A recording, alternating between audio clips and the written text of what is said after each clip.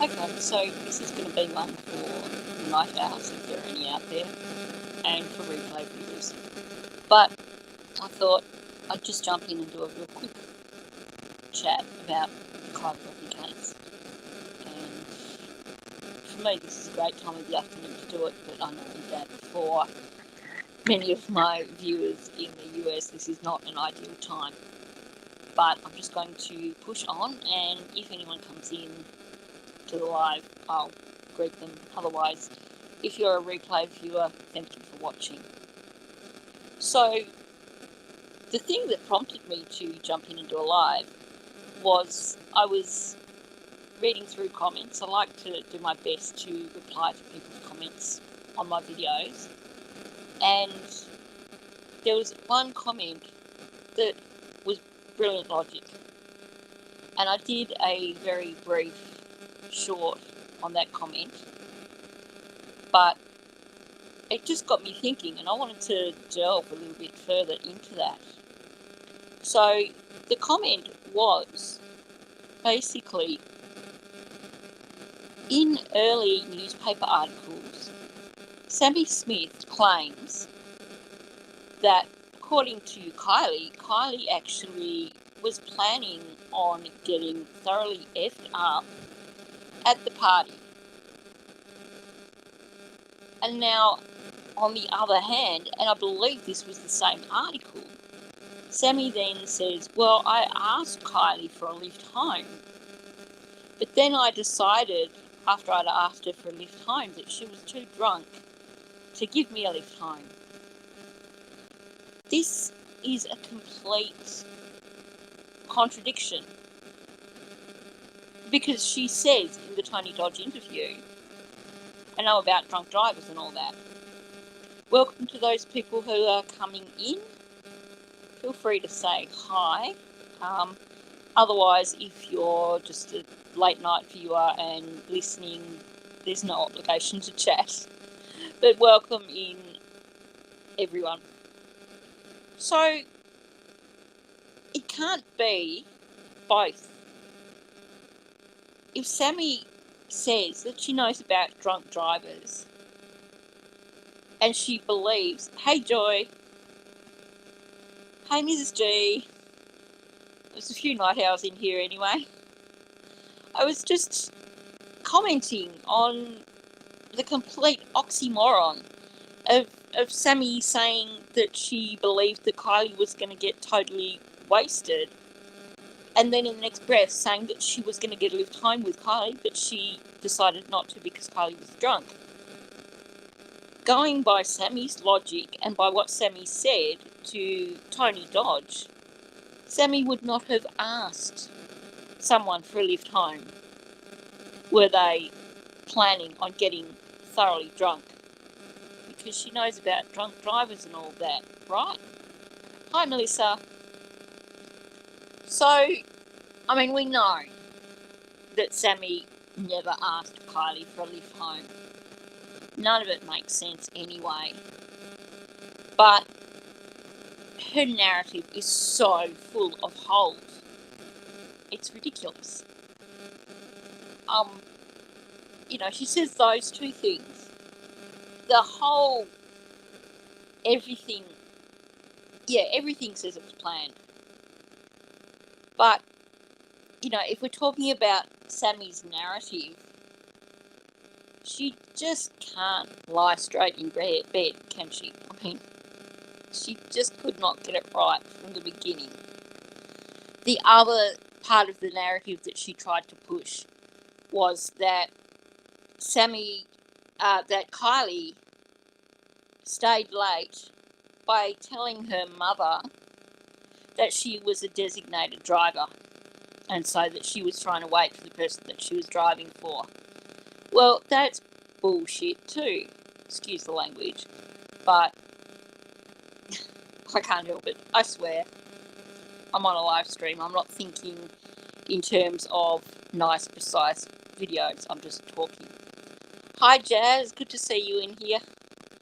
So there's a few night owls anyway. I was just wanting to get some thoughts out there and wasn't sure if there'd be anyone coming in, but welcome to everyone who has come in. Yeah, my last video that I did on Sammy, I think I mentioned how insane it is that they sat there and they let her say, you have to come and speak to me, no matter whether you went to the party or not. If you didn't know Kiely, even if you know nothing about the party, come and speak to me. That to me was, she was openly trying to shut down any conversation about what happened to the party. So why did law enforcement allow that? It's just crazy. Melissa, you think law enforcement forced Sammy to do that? I just find it really interesting because, especially her saying, even if you know something, you know, they've got this little teeny weeny handful of teenagers that she was going to train as far as how to do the interviews with the other teens. And yet she's wanting every single teen in the entire world to go see them. How is that going to be helpful? Because you're wasting a heck of a lot of time. And why? Why Sammy? Because if what we now know about Sammy is true, Karam, that is brilliant. So a blog post showing that Kiely's car didn't enter Prosser Reservoir. I totally think that you are going to nail it with that. The things I've seen that you've done before in relation to the cameras and Kiely's car are just spot on. They make so much sense to me.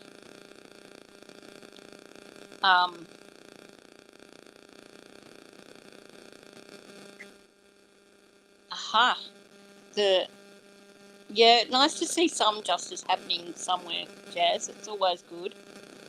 I'm trying to go back to where I was. People say brilliant things in chat and then I get distracted. I don't think, Karam, that I need to wish you luck. I think you have a brilliant mind and you have a way of looking at the fire cam footage that just seems to nail it. Don't apologise for interrupting because I look forward to seeing your blog post. And I have no doubt that you are going to prove all the stuff with the webcams. I think if anyone can do it, you can, not webcams, fire cams, if anyone can do it, you can. I still maintain there's no way, it's not possible for Kiely to have driven her car into the water. And those fire cameras are wrong. There is just something with them that does not fit. And I think if anyone can nail it, I think Karam definitely will. When you get that blog post done, because you know that I'm not in Shan's public Discord anymore, so if you can get a link for that to Shan, and she'll share it with me because I'd really, really love to see that. You checked it with CCTV? Yeah, CCTV has done some really good stuff in relation to the webcams as well. And if you go back to Twitter and look at a lot of the stuff that Sleuthy did, and there's photos. So if you go into Twitter and look at the history with Sleuthy Goosey, there was a lot of stuff that she put out too in relation to the fire cameras, which called them into question. Kareem, thank you. I should have guessed. I feel a bit rude not asking how to say it properly. Kareem, I remember that now. Yeah, Cece is. I thought she might have been busy because we haven't heard anything from her for a while. But in terms of, I mean, the great thing with Cece is even when she goes quiet for a while, when she does reappear, whatever she brings to us is always so valuable. So, yeah, I think I tend not to stress when CC goes quiet because I know that either she is working on something Kylie related or she is going to come back to it. I know she's one of the really hardcore people who's just never going to be put off this case. So,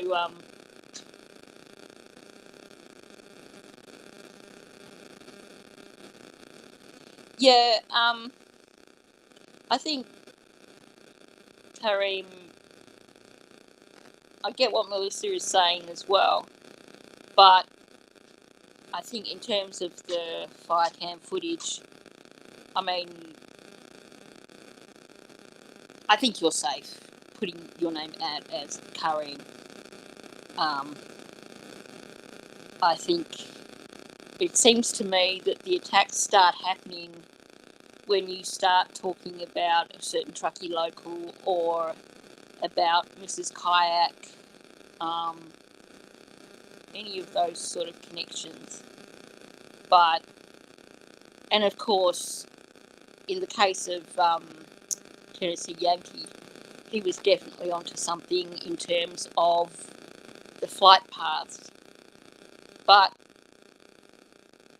people have done a lot of talking about the fire cams, and to my knowledge, I've not seen anyone get attacked too heavily over them.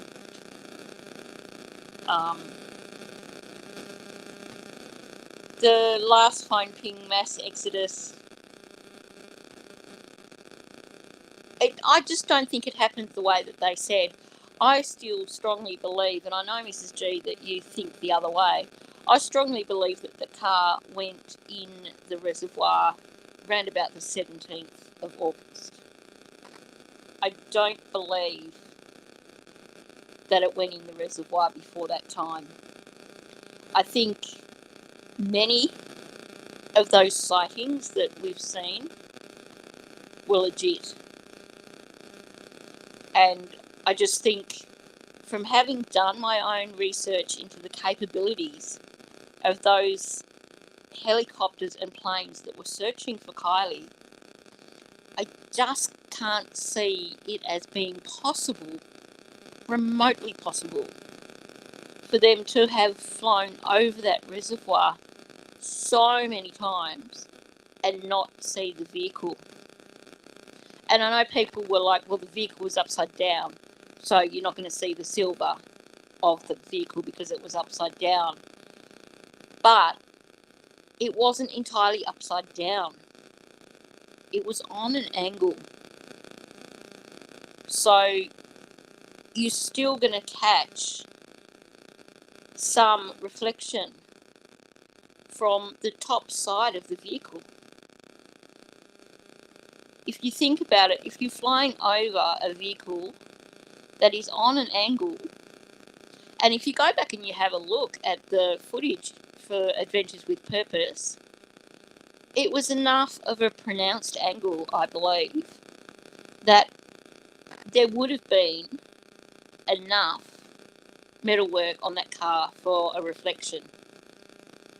But the other thing is, even before you factor in all the technology that the helicopters and the planes had, you have Doug Bishop saying helicopter pilots have said that you can see the bottom of the reservoir. Yeah. The language, Jazz, gets me every time. I think you are right. Whatever happened was gruesome. Because that kind of language around it being gruesome and about it being traumatic just kept coming up over and over again.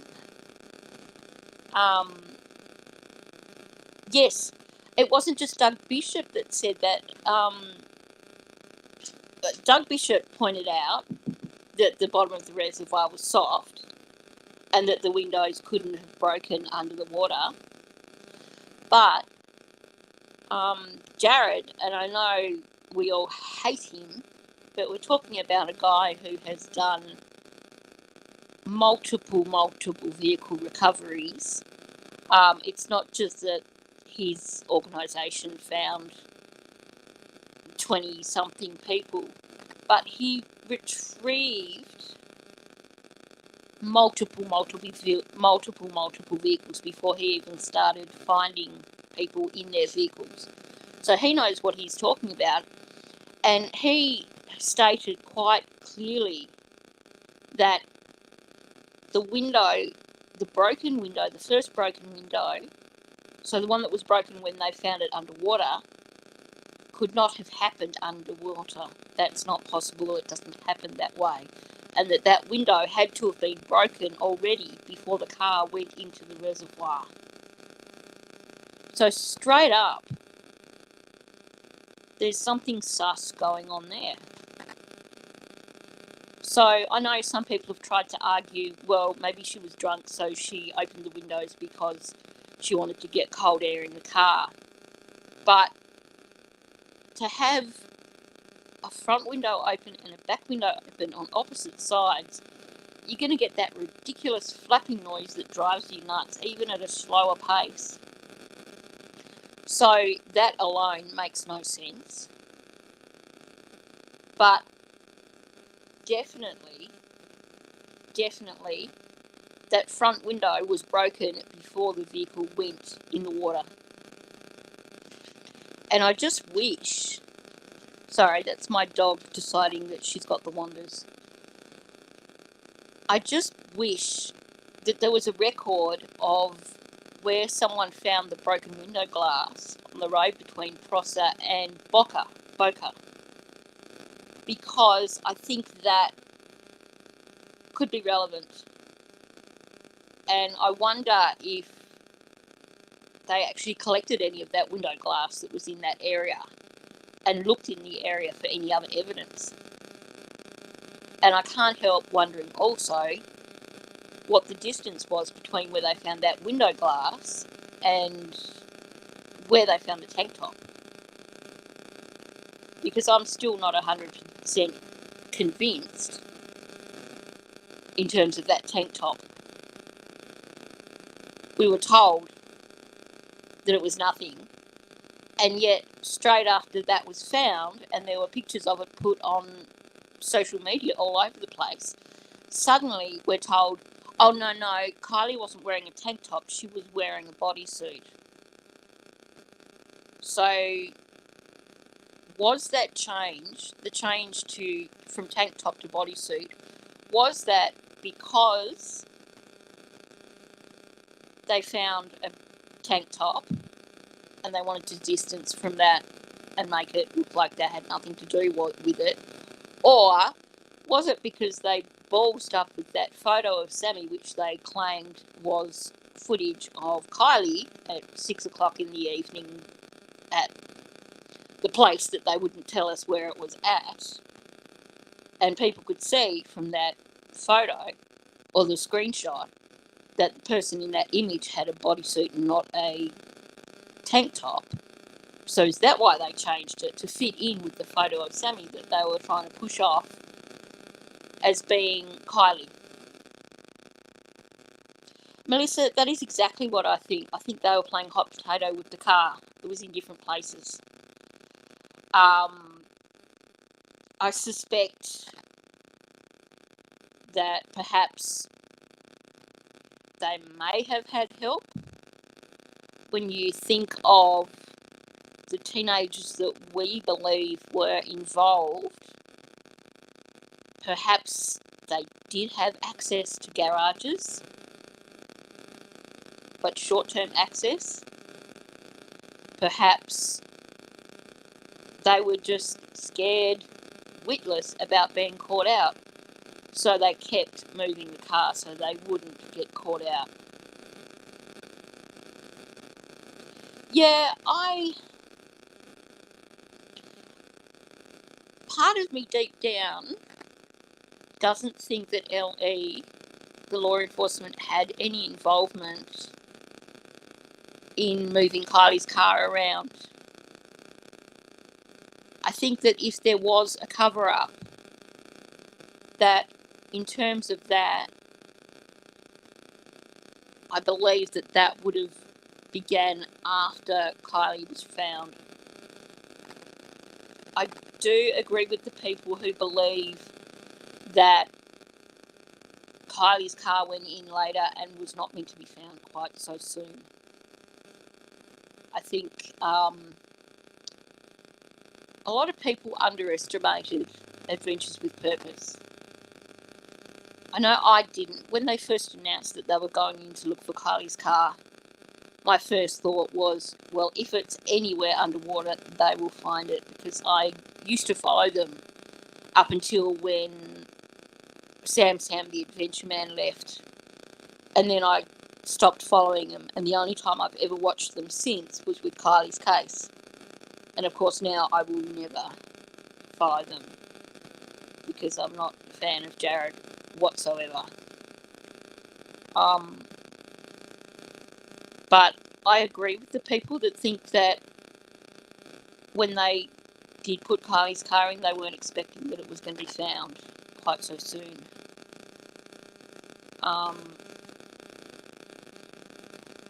Yeah, Paper Songs, I also question that if it did go into the back of a truck, a hauler, because now someone actually mentioned that there was a video that Tennessee Yankee had put out just before his channel got pulled that showed a hauler with a car being loaded into the back of it, and that it looked like a silver SUV. So that is definitely a possibility. There's so many possibilities here, but you know, that goes back to the whole multiple narratives that have been put out to try and confuse people. That's one of the reasons why I haven't dug too much into that particular theory, because I certainly haven't discarded it whatsoever, but any evidence of anything to do with that seems to have evaporated, which makes it really hard to confidently argue the case when I haven't seen it for myself, if that makes sense. Anyway, I mean, it could well be. But one thing that I keep going back to and thinking about in terms of when did the car go in the water? Did it go in on the night, or did it go in afterwards? One thing that really sticks in mind with me as far as could we find out, and for me it's something that's probably a little bit beyond what I can do right now, but I know that with the Delphi case, Greg Hughes was very much about doing whatever he could to investigate the Delphi case, and he actually paid for satellite images of the area from the day that what happened to Libby and Abby happened. And in his satellite images that he paid for was an image that showed the abandoned building, where it later on came out that that's where Rick Allen's car was apparently parked. Greg Hughes actually showed a satellite image several years ago on his channel of a car inside tucked into an area in that building. So the stories, witnesses saying that they saw this vehicle in this area, Gray Hughes actually had a satellite image of that. So the thing is, though, I know this is going back 2 or 3 years, and he claimed that it was kind of expensive to buy these satellite images. I don't know if that is the truth, because we know how much of a grifter that Gray Hughes is when we're talking about a guy who sits there on a live stream and will stop his live stream and say, that's it, I'm not saying anything more until people give me money, essentially. Or he does that dumbass thing where he's a real arsehole to someone and then he puts himself in jail. Like, he puts this image of a jail cell over the front of him and says, we can't continue the live stream until people pay my bail. So for him saying that it cost money, like it was expensive to get satellite images specifically for the day of Delphi, I don't know if that was just him trying to get money out of his subs, basically. But by all means, if there's anyone out there who has the capacity to get hold of satellite images from the days following the party, it's certainly something that's worth trying to look into. And the thing is, these are satellite images that come from organisations that are not connected with Truckee. So, sorry, I'm just trying to focus in and read the chat and see what I've missed while I've been waffling.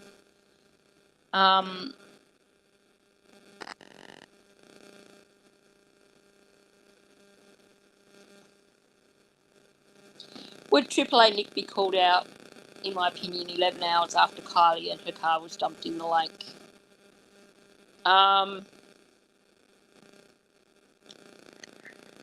Look, the AAA footage is so problematic. When I first saw that, my first impression was that the guy seemed credible. But then there's been different bits of information come out. And the thing that really makes me question him is the fact that he does actually have a private investigator license. So is this someone with connections to the Smith family? We don't know if the AAA footage ever existed. Nothing has ever been said to deny or confirm that. And that's another thing that mainstream media has pretty much run 100 miles from. I think there were a few things that were mentioned early on when mainstream media kind of made mention of this AAA guy, but then they dropped it like a hot potato. So I don't know, but then I don't know if that was because all of a sudden Adventures with Purpose was like taboo because of Jared, or whether they mentioned it because they saw the interview on Adventures with Purpose, but then they couldn't confirm it, so they dropped it.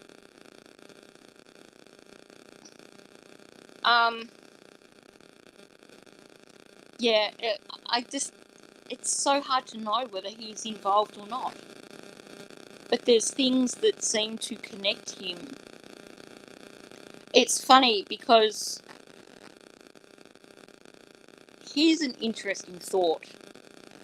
When you look at that area, you have pretty much 2 degrees of separation with everyone in that whole Truckee area. Just about. Someone knows someone, or at least in the people connected with Kiely's case, So, just an example, we know that Kate Cuneo went to the same church as Megan's parents, and we know that Daisy Cole went to that church as well.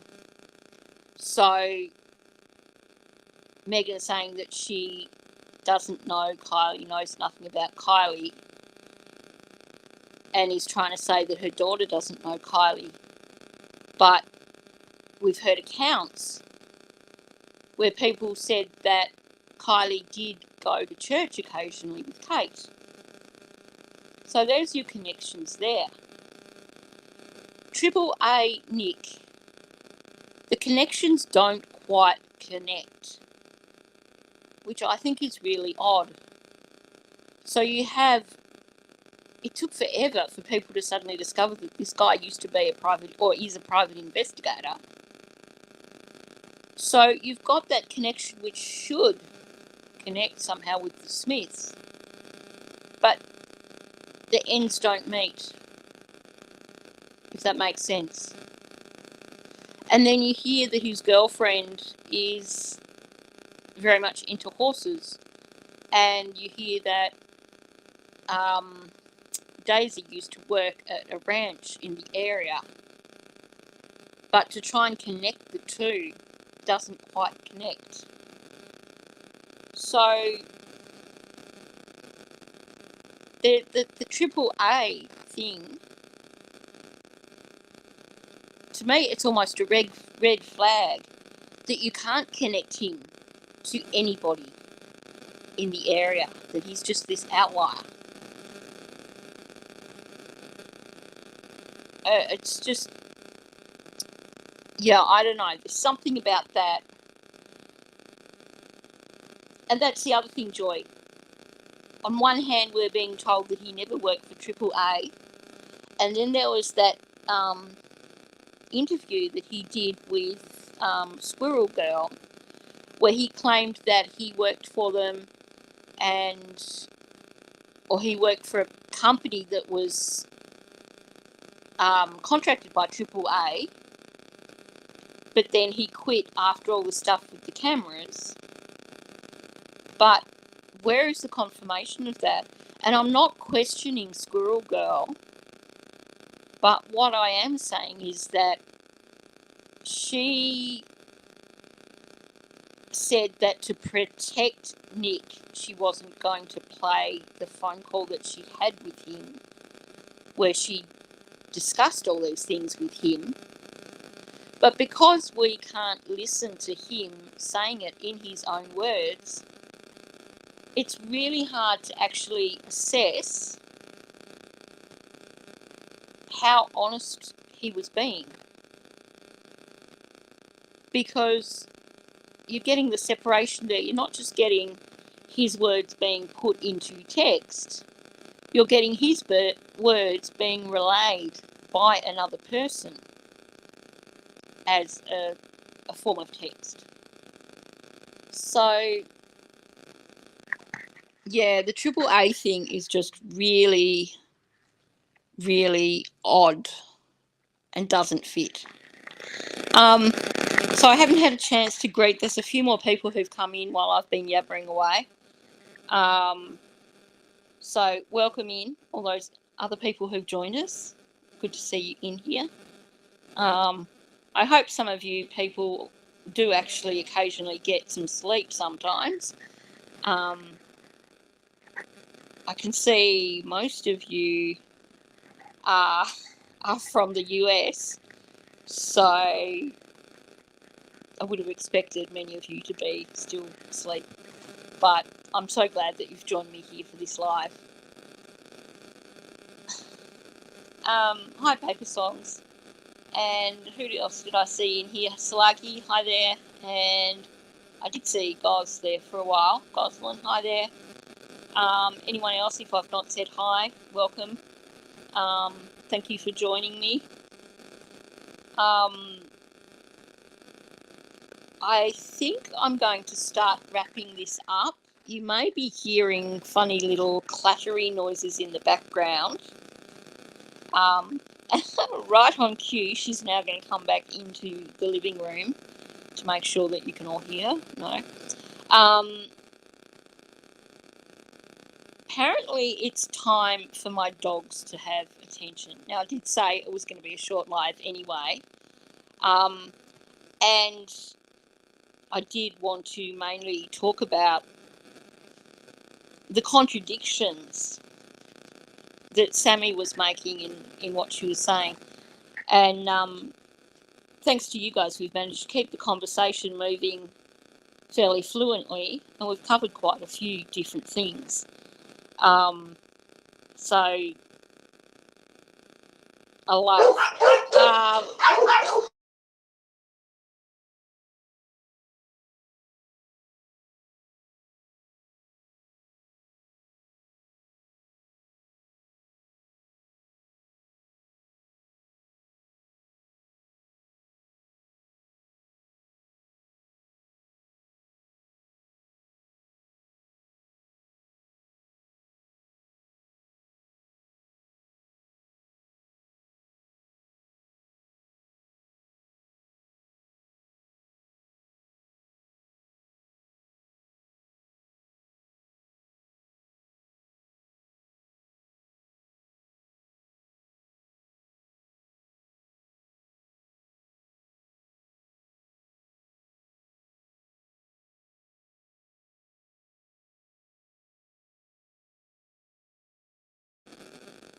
Sorry about that. My dogs get obsessed with any sounds that happen outside on the street. Taka especially, and as you've heard, she has that huge bellowing bark, which is just painful to listen to.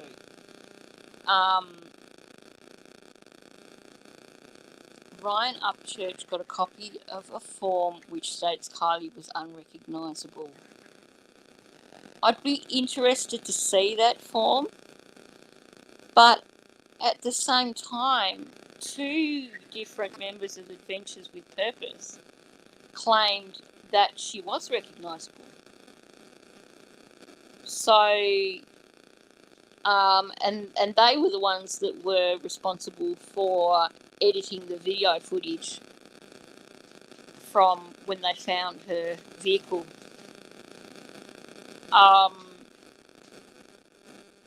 But definitely, Melissa, if you could direct us as to where that is, that would be very interesting. Oh, you'll send it to me? That would be so cool. I'd like to see that. Yeah.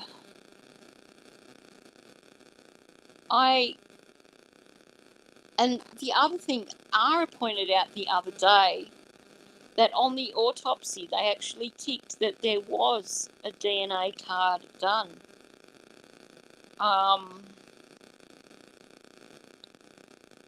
Yeah, I'm with you, Sluggy. How could Ryan have special access to something like that? Doesn't say he might not. Although if it's got something to do with the lawsuits, I'll have to check out more of Ryan's recent videos to do with Kiely. But I just find it fascinating that on one hand you've got people from Adventures with Purpose who are saying that she was recognisable, and then other people saying that she wasn't. And you've got the autopsy saying that you had a member of law enforcement identifying her at the autopsy, which, we know is not the right protocol for starters, but it's all just so confusing. It's like you think you find out one thing, and then there's more things that come out that basically contradict what you've found out. Now, Mrs. G, it's interesting that you pointed out that the autopsy was 2 days after she was found. Because if you speak to anyone who has medical background, they'll tell you, and if you're a bit squeamish, probably you might want to stick your fingers in your ear for a few minutes and go la la la la la. But when a body is retrieved from water, even no matter how cold water is or whatever, when it is being stored for autopsy, even in a cold environment like where they are stored for autopsy, exactly, Mrs. G, decomp speeds up. So to do the autopsy 2 days after retrieving her from the water, yeah, exactly what Mrs. G said. The decomp speeds up once it is exposed to air. Regardless, you can't slow it down by putting it in the cooler thing for autopsy. It's still going to speed up. So they left it till the Tuesday to perform the autopsy. And I've always questioned that. Yes, very rapidly. Decomp speeds up rapidly after the body comes out of the water. Definitely. So why would they then leave it to the Tuesday? Especially if Reba was involved, because we're talking about a guy who's apparently had 30-something years of experience, so he would know that that is an issue with a body that's been submerged. So why did they leave it 2 days to do the autopsy? And what valuable evidence was lost by leaving it for that extra time? I think that's a question that we'll never get an answer for, especially not now that Ryber has retired, which is going to, of course, make it even harder for him to be questioned should there be an investigation into how dodgy that autopsy was in the first place. Yes, I agree. I think it was negligence. It was deliberate negligence. Postponing the autopsy for 2 days was deliberate negligence, because they knew that even less would show up if they left it for that period of time. And of course, then she was cremated straight afterwards. So there can be no follow-ups. So either they were grossly incompetent or grossly negligent. And I think we all know what the answer to that is.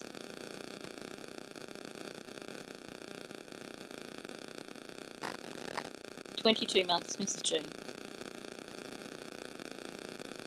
Wow. 1 year, 7 months, 22 days. Yeah, Paper Songs, they never gave a fuck about her.